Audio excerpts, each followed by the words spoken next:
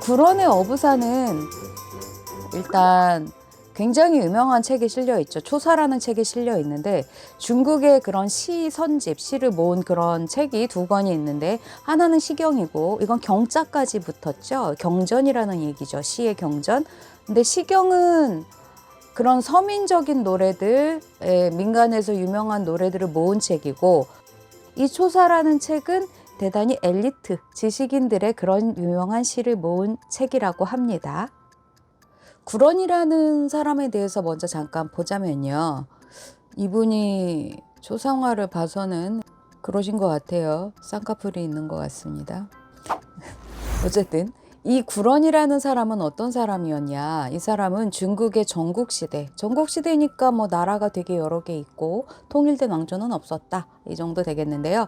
그 전국시대의 초나라라는 나라에서 살았던 왕족의 한 명이고 벼슬도 높았고 뭐 이런, 이분도 역시 왕똑똑이 분이세요.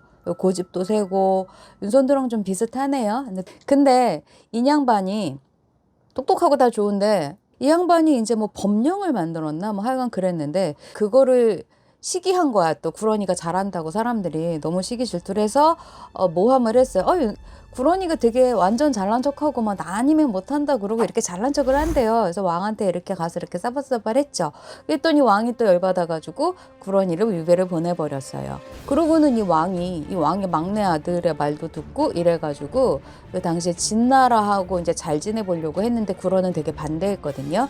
근데 결국 구런의 말을 듣지 않고 진나라하고 잘 지내본다 하다가 진나라는 이제 꿀꺼덕 하고 싶었고, 그래서 결국 이 왕은 속임수에 빠져서 진나라에 의해 죽임을 당합니다. 죽어요. 그리고 나서 이제 그 아들이 이제 왕위를 이었는데, 그리고 구런도 이제 유배 풀리고 이제 다시 돌아가고 이랬어요. 그러나 역시 뭐 같은 일은 반복되는 거죠. 그래서 또 모함을 받아서 유배를 갑니다. 그래서 이제 죽은 자식의 왕에 대한 그런 슬픔, 그런 것도 있고 자신의 그 억울한 처지, 뭐 이런 것들 해서 그 명라수, 명라강이라고 불리는 그 강에서 이제 이렇게 하다가 결국 그 강에 몸을 던져서 비참한 결말을 맞았다는 그런 스토리가 있습니다.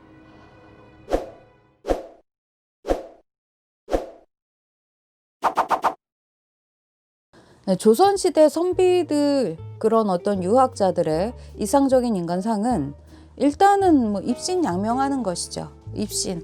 과거에 급제를 해요. 과거에 급제를 해서 양명, 이름을 떨쳐야 명예를 얻는 거죠. 경세, 세상을 경영하고 치국, 나라를 다스리고 뭐 이러는 건데, 그게 이제 누구나 할 수 있는 건 아니잖아요. 또 뭐 우리 임금님은 돌아가셨어요. 흑흑 이러면서 못할 수도 있고, 어부가 얘기하는 것처럼 에이 더러운 세상, 이곳에 내가 발표 칠 곳이 없구나 이러면서 이제 갈 수도 있고요.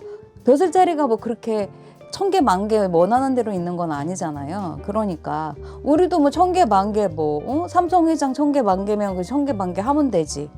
근데 출근하고 일 열심히 해야 되는 거 아시죠? 그래서 그렇게 누구나 다 벼슬을 할 수는 없잖아요. 그럼 벼슬을 하지 않을 때는 어떻게 살아야 되느냐? 그것이 바로 이 어부 같은 이런 은자의 삶.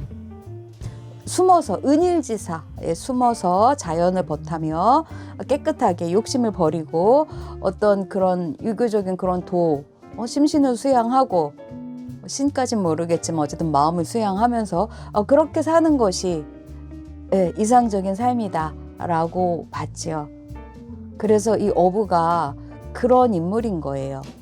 일단 어부사를 보시죠. 제가 어부사를 되게 막 이게 이렇게 돼 있거든요. 보시면 구런 기방, 구런이 이미 방 내쳐져서 유어 강담, 강담에서 놀고 있었다. 이렇게 한자와 같이 되게 유식하게 얘기를 해드릴까도 생각을 했었어요. 그것도 재밌는데 여러분들은 재밌다고 생각 안 하실 것 같아서 그냥 우리말로 번역된 것만 볼게요. 함석헌 선생님 아시나요? 함석헌 선생님의 번역이 있길래 갖고 왔습니다. 갖고 와도 되는지 모르겠네. 근데 갖고 왔어요. 이미 갖고 왔어요. 틀렸어 이제. 우리는 어쩔 수 없어. 자, 고기잡이 늙은이 노래. 어부사를 이렇게 번역을 하신 거예요. 고기잡이 늙은이 노래. 구런이 이미 내침을 받음에 강담에 놀아. 강담은 지명입니다. 목가에 걸으며 연목가를 걸으면서 읍조리니, 이렇게 이제 조금 있으면 죽을 만큼, 자살할 만큼 그렇게 상심에 빠져서 이제 연못가에서 이렇게 시를 이렇게 노래를 했다는 얘기죠. 보니까 낯빛이 바짝 마르고 모양이 마른 나무처럼 시들었더라.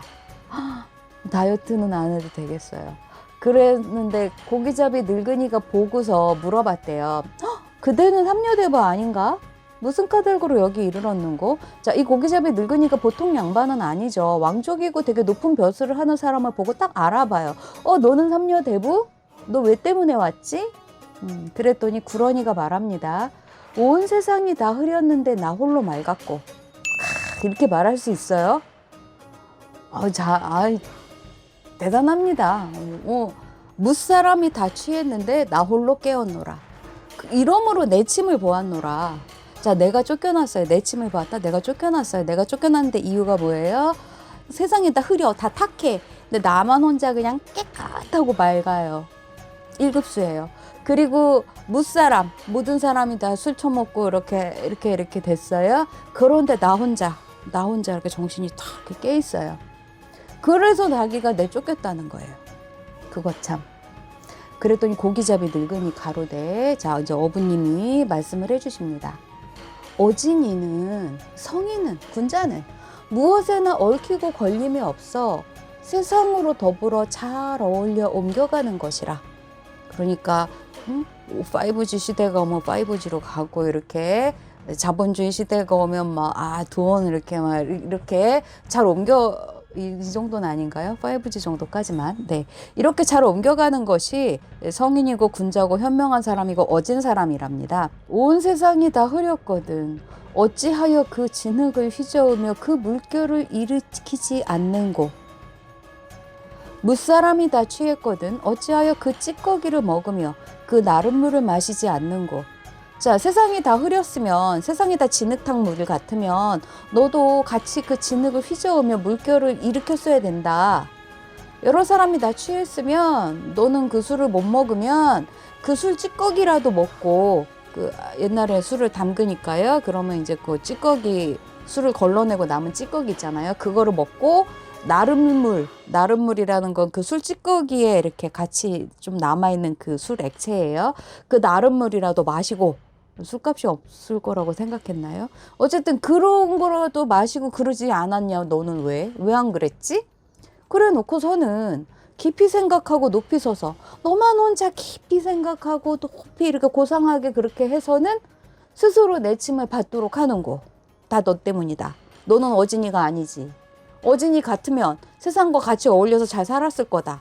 세상 사람들이 다 타락했으면 같이 그 타락한 세상을 같이 뒹굴어주고, 세상 사람이 다 취했으면 너도 같이 취해서 이렇게 같이 어울려주고, 그래야 되는데 너는 안 그랬지. 그러고선 스스로 그렇게 하니까 쫓겨났는데, 그건 너 스스로 말하자면 그렇게 만든 거지. 이렇게 얘기를 했어요. 그랬더니 구런이가 대답을 했어요. 나는 들으니, 내가 듣기로는, 나 엄마한테 그렇게 안 배웠거든요. 저는요, 새로 머리 감은 이는 반드시 감투를 튕겨서 쓰고, 자, 머리를 감았어요. 그러면 이 모자 이런 거 쓸 때 이렇게 손으로 톡톡톡 튕겨가지고 먼지를 떨어서, 그래서 쓴다는 거죠. 그리고 새로 몸 씻은 이는 반드시 옷을 털어서 입는다 하니, 옛날에 세탁기가 없으니까 빨래를 자주 못했나 봐요. 그래서 새로 몸을 씻은 이는 옷을 이렇게 탈탈탈 털어서 입는다고 하니, 어찌 내 몸의 깨끗함을 가지고 남의 얼룩덜룩한 것을 받을 수 있겠는가? 어찌 나는 깨끗한데 남의 더러운 것을 내가 나 이렇게 묻히고 막 이렇게 그렇게 같이 나는 깨끗한데 그거 나는 안 돼, 못해. 차라리 소산강에 나가 고기 뱃속에 장사를 지낼지언정. 예, 나의 장례식은 고기 뱃속. 이런 얘기죠.